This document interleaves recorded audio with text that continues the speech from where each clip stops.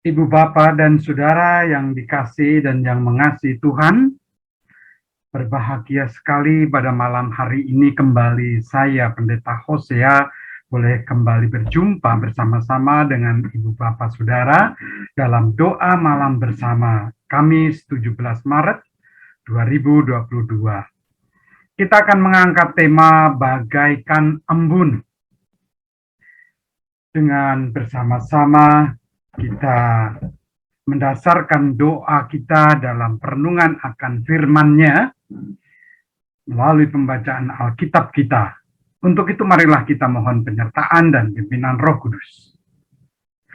Kami mohon penerangan, pimpinan dan penyertaan Roh-Mu ya Allah dalam persekutuan yang boleh Tuhan jadikan dalam perenungan akan firman-Mu dan dalam doa bersama kami. Kiranya Tuhan memberkati. Dalam Yesus Sang Sabda yang telah menjadi manusia, kami berdoa. Amin. Pembacaan Alkitab kita dari kitab Hosea pasal 14, ayat yang pertama sampai dengan ayat yang ke-9. Hosea pasal 14, ayat yang pertama sampai dengan yang ke-9. Namun saya akan membacakan pada ayat yang ke-6 saja.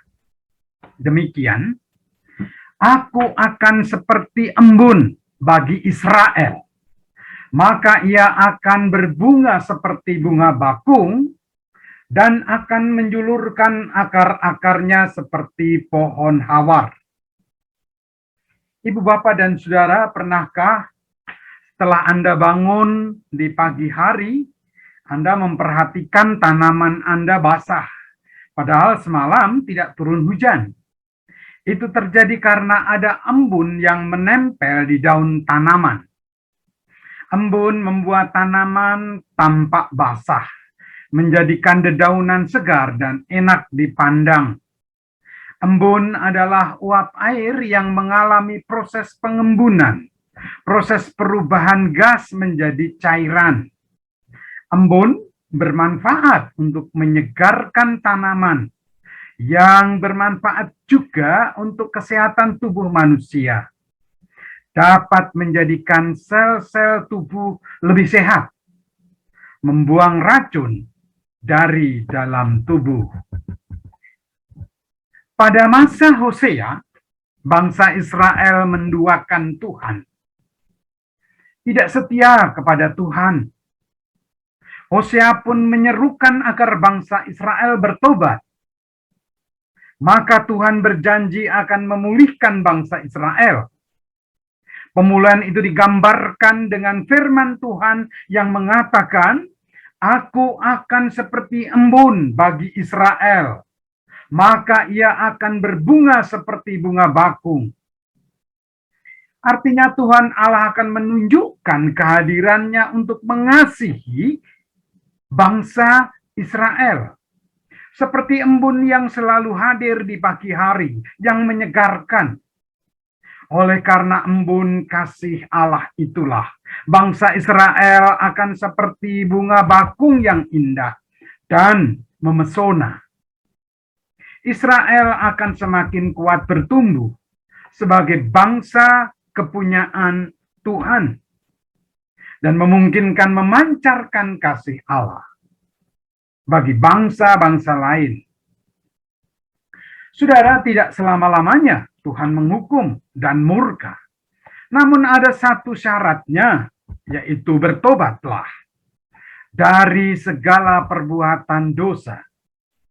Barulah pemulihan yang menyelamatkan akan terjadi dalam hidup umatnya. Dalam situasi pandemi sekarang ini kita juga butuh pemulihan banyak hal di segala lini. Bahkan iman percaya kita.